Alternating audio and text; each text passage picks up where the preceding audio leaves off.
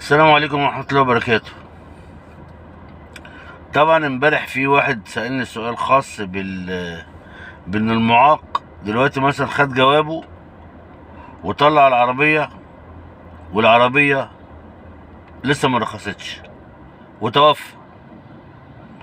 وفي حالة تانية اللي هي ان الشخص استلم الجواب بتاعه تمام بس لسه ما طلعش العربية. احنا هنتكلم عن الحالتين. الاول هنبتدي بالشخص اللي طلع جوابه وما استلمش العربية. بس قبل ما اتكلم في الموضوع ده انا عايز بس اوضح لكم حاجه صغيره. الناس بتزعل مني بحجه ان انا ما بقفش جنب الناس. اولا في قانون نيوتن بيقول ايه؟ لكل فعل رد فعل مساو له في المقدار ومضاد له في الاتجاه. تمام. انا لو انا يعني معلش بكبر دماغي من الاشخاص اللي حاجزين بره، فده بامانه رد فعل لافعالهم السيئه كلها. بجد انا بقالي 25 سنه بشوف مواقف زي الزفت من المعاقين. ماشي. ندي مثال كده.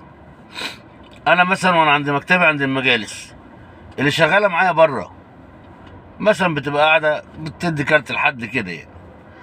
اولا قله ذوق متناهيه بجد والله العظيم. معلش المعاقين بامانه ما عندهمش رحمه او بيراعوا احساس حد. فتيجي تدي لواحد كارت يقول لها وانا خارج وانا خارج. طب هي شغاله عندك؟ تمام. يجي مثلا شخص بتديله كارت يقول لها الاول اخش اساله اشوف هيرد عليها ولا لا. تمام.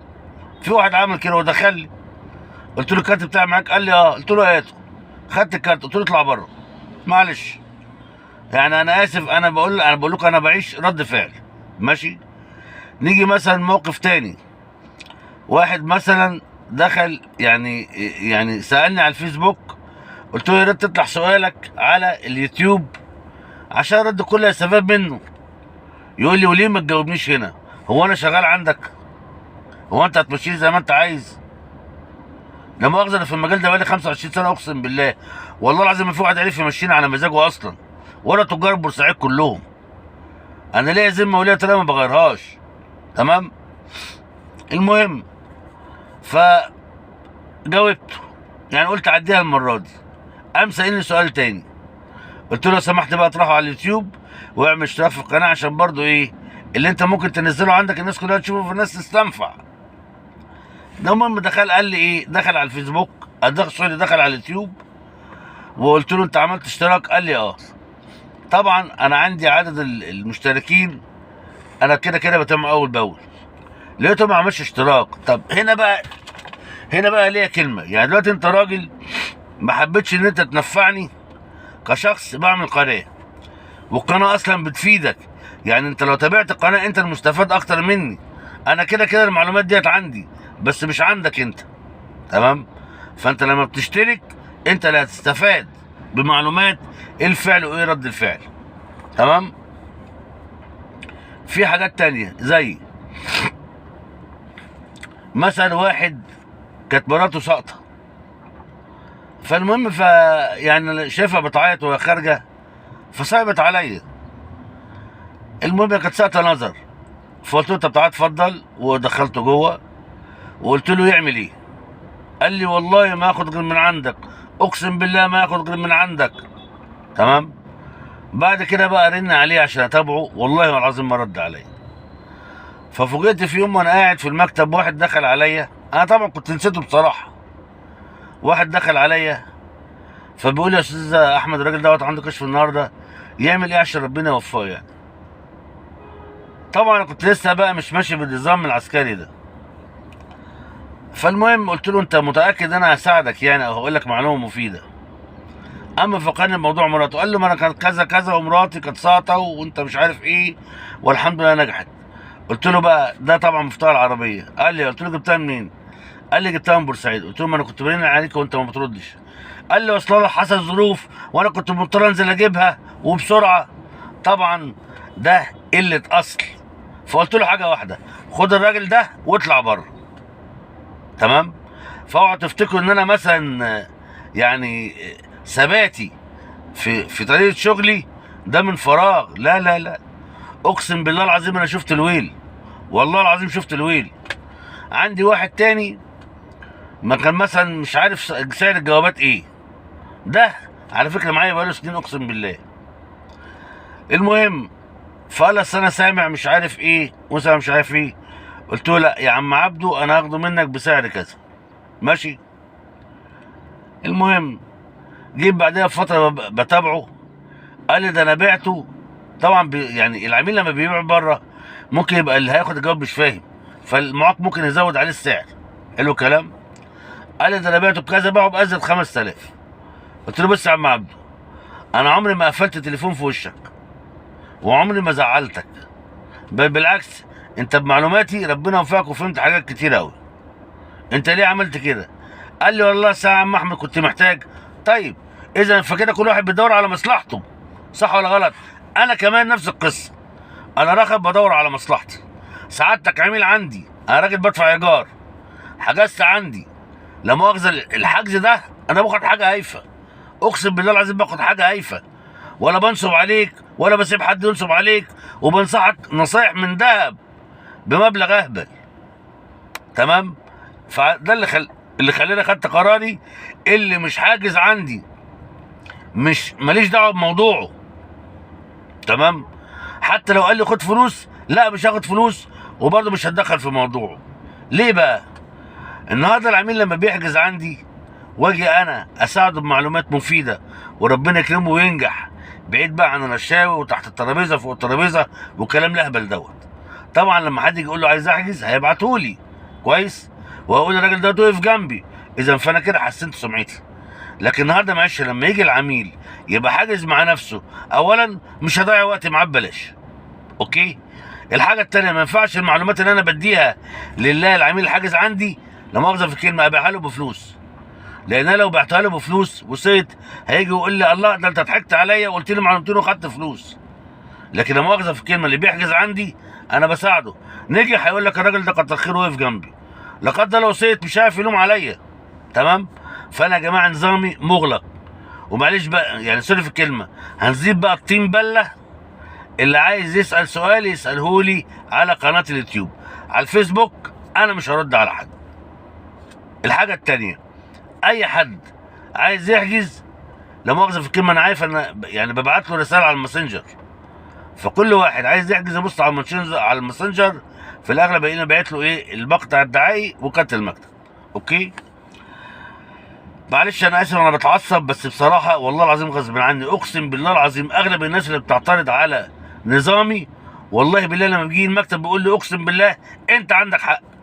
الناس بقت عندها كميه نداله فظيعه، وكل واحد همه مصلحته، مفيش حد همه انت بقى تولع، انت فاتح بيت ولا فاتح عشه فراخ محدش ليه فيه. يبقى انا كمان زي سعادتك حجزت عندي على دماغي، حجزت مع نفسك ربنا معاك. تمام. نرجع بقى لموضوعنا بتاع النهارده اللي انا بتكلم عليه دلوقتي. لو شخص طلع جواب، اوكي، الشخص دوت ما وقعش على رقم الشاسيه في الجمرك. طالما ما وقعش على رقم الشاسيه في الجمرك يبقى كده قضي الامر الذي فيه تستفتيان، والجواب مات مع صاحبه. هعيدها تاني.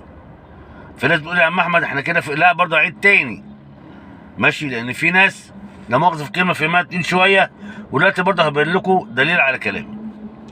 الشخص اللي طلع جواب وقبل ما يروح يوقع على رقم الشاسيه توفى، جوابه مات معاه.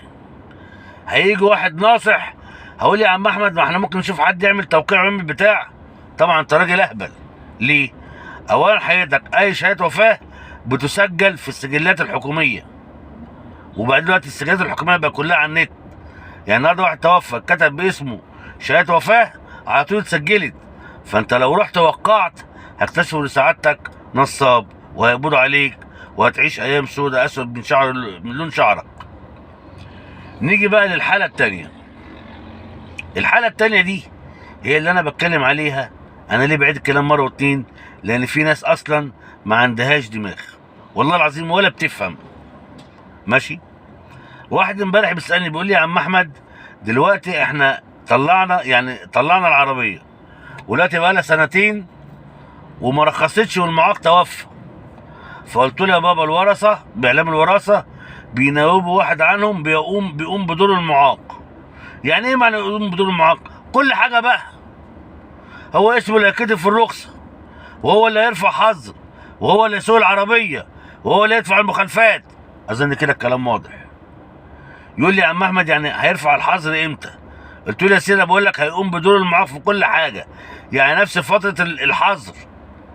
يعني دلوقتي العربيه طلعت ما ينفعش تبيع تنقل ملكيه رسمي غير بعد ما تطلع ب3 سنين.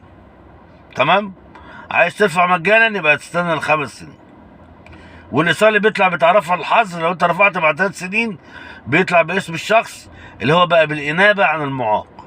تمام؟ انا كده اتكلمت اهو. يا عم احمد يعني نعمل ايه؟ قام واحد دخل والاستاذ فاضل كده محترم قال لي يا سيدي ما الراجل كلامه واضح، بيقول لك واحد ينوب عن المعاق، يعني هو اللي يرفع حظر وهو اللي مش عارف ايه. طب ما ده اللي انا قلته. تخيلوا بقى في الاخر بقى يعمل ايه؟ يشكر الراجل ده على التوضيح وما يعبرش امي. يبقى انا اوجع قلبي ليه يا جماعه؟ والله بتكلم بجد، اوجع قلبي ليه؟ لا مؤاخذه في الكلمه. واحد يجي يقول لي يا عم احمد قول لي نصيحه عشان ادعي لك. يا عم عن اهلك ما دعيت يا عم، انا مش عايز دعوه منك يا سيدي. يعني بلاها دعوه. ماشي؟ لا مؤاخذه في الكلمه. اخواتي المعاقين وجهه نظرهم ضيقه قوي. بمعنى ايه؟ الشخص بيجي النهارده بيسالني سؤال، تمام؟ طب هو انت الوحيد اصلا اللي بتسال؟ ده كل الناس بتسال. فلازم تبقى بني ادم كده دماغك دي شغاله زي البني ادمين المتعلمين وتاخد الاجابه مره واحده. لا، ده انا يعني مؤاخذه والله العظيم اقسم بالله العظيم لو حد مكاني بالله العظيم لو كان جري وراهم وضربهم بالنار. يعني شخص سال سؤال اجاوبه يقعد يسال تاني وتالت. طب ليه نرهق بعض؟ الحاجه التانيه في كلمه حق تتقال. ماشي؟ اللي بوظ المجال بتاع المعاقين ده هم المعاقين نفسهم. ازاي بقى؟ يجي واحد يخش يقول لك ده عند المجالس المعامله زي الزفت. طب ما انت السبب. ليه بقى انت السبب؟ انت النهارده الموظف ده لا مؤاخذه ملوش ان هو يرد عليك. هو ليه ورق يجي ويدخلك مثلا لجنه. اوكي؟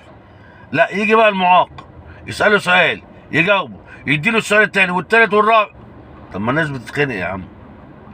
الحاجه التانيه معلش، النهارده لازم اعاملك بمحبه مش بعاملك غصب عني. ماشي؟ فانت النهارده لما تبقى معايا ذوق هبقى انا معاك ذوق. لكن لما تيجي تحسسني يعني معلش، على فكره انا كمان معاق على تكونوا عارفين، يعني عشان بس ما حدش يقول ان انا راجل سليم ومش حاسس بحاجه. لا، انا معاق زيك، ولذلك انا بعامل المعاقين بالاسلوب اللي انا بحب الناس تعاملني بيه وتريحني بيه. ماشي؟ فيجي مثلا الشخص المعاق يحسسك بالذنب ان هو عنده اعاقه. طب انا مالي؟ وموظف المجالس ماله؟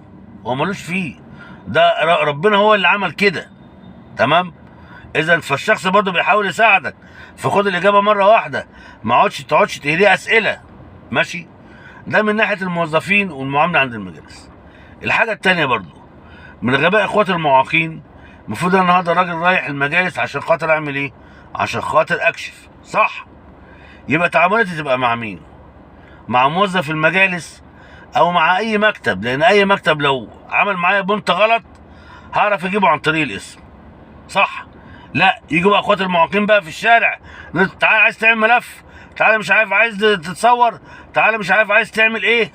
طب ما انتوا بتروحوا القرف برجليكم وبعد كده ترجعوا تشتكوا ده نصبوا علينا، ده عملوا علينا. ايه ده؟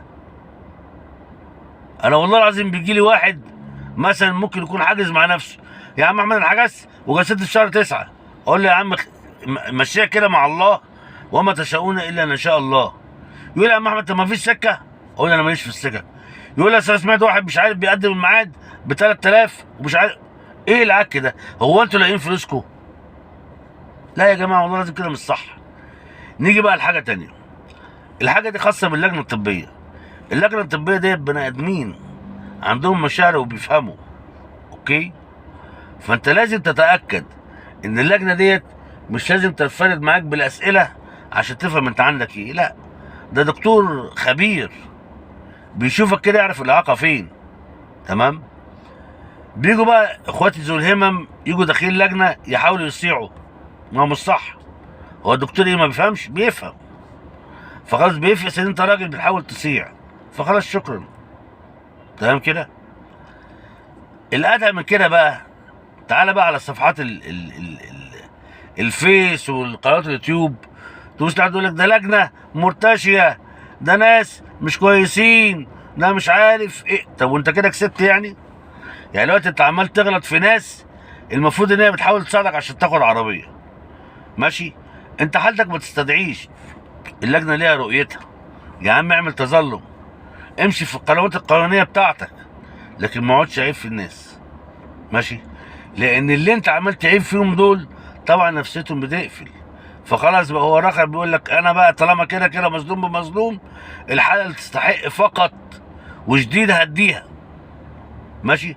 حاله بسيطه دي بقى بترجع بقى للبنود القانونيه عندهم، ماشي يا جماعه؟ فالله يكرمكم، الاخلاق، الاخلاق، ماشي؟ يعني احنا زمان، لا مؤاخذه بس الشاشه في حاجه طلعت عليها. زمان كان في جمله بتقول لك ايه؟ الادب فضلوه عن العلم، ماشي؟ الحاجه التانيه برضه انا بقول لكل الناس اللي معايا، يا جماعه لو انا اتعصبت على حد معلش سامحني، ما هو النهارده انا بتعصب عشان مصلحتي انا ولا مصلحتك انت؟ ده مؤاخذه في الكلمه. انا لما حد بيجي يحجز عندي انا باخد فلوسي مقدما وبحجز له. المفروض اصلا اوفر بقى تعبي، واوفر يعني العصبيه بقى والشده والحاجات دي كلها. لا انا برضه بقول يا واد ايه، اعمل خطوه كده لله وفيد الشخص، يعني يظبط سيستمه ازاي عشان ربنا يكرمه، ماشي؟ فده كده لو جيت اتعصبت عليك والله انا بتعصب لمصلحتك مش لمصلحتي. فيا جماعه والله بجد ايه الاخلاق؟ ايه الاخلاق؟ اصل بقول لك حاجه، انت مش انت الوحيد اللي بتفهم والباقي ما بيفهمش، لا كلنا بنفهم، ماشي؟ يعني مثلا بيجي عميل يسالني سؤال ملتوي، هو انت مثلا حد قال لحضرتك ان انا مثلا ده عصافير في الجنب؟ ما انا فاهم معنى سؤالك ايه. واحد تاني كان بيسالني سؤال فقلت له انت حضرتك حاجز عندي، يقول لي يا باشا انا بسالك المفروض ترد عليا. ليه يا باشا وانا خدمتك تهاني سعادتك؟ ولا حضرتك الخدامه الفلبينيه اللي الوالد جابها لسعادتك؟ ليه؟ كل حاجه بذوق بالاخلاق يا جماعه، ماشي؟ وعايز اقول لكم اللي يعني انا بعمل حاجه حلوه قوي، عشان طبعا دلوقتي اغلب الناس بقى في نصب وفي شك وفي الحاجات دي كلها. انا ليه بدخل الشخص بقول له خش على قناتي على اليوتيوب عشان اشوف راي الناس اللي اتعاملت معايا ايه. انا بمشي بما يرضي الله، ما عنديش حاجه اسمها بما لا يرضي الله، لا ما عنديش الكلام ده. وربنا يوفقكم جميعا. ومعلش لو كنت طولت عليكم، بس انا قلت بس ايه، اوضح لكم جميع وجهات النظر. دي دلوقتي الناس بقت تقفش عليكم عشان العيب منكم انتوا. يعني معلش انا واحد من الناس والله، مثلا كنت ممكن زمان اركب الاتوبيس فيجي واحد يبص لي كده ويبص في الارض، ماشي؟ انا ما اقدرش اقول لهم عشان انا معاق، في حاجه اسمها كرامه، ما قامش ربنا يصلح الحال بقى، تمام كده؟ وخلاص استحمل. لكن انا معلش لما كبيره هتقولي ده حق قانونا، سيبك من القانون، في حاجه اسمها ربنا هيعاقبه على قله ذوقه. لكن لما كل واحد ياخد دراع يعني حقه بدراعه الدنيا بقت سلطه، ماشي؟ المهم كان في فيديو انا نزلته بتكلم فيه عن موضوع الاعاقات اللي هي اللي معاش مؤهل والاعاقات اللي معاها رخصه. يا ريت الفيديو دوت شيروه، والله العظيم هيفيد الجميع. الفيديو دوت لو وصل في ناس كتيره جدا هتستفاد، لان الناس اللي معاش مؤهل بيطلع لها جواب يقوم بنفسه بتلبس في حيطه وش، ماشي؟ السلام عليكم ورحمه الله وبركاته. وبيفتكرونا في الفسيخ والرنجه بقى. يلا سلام عليكم.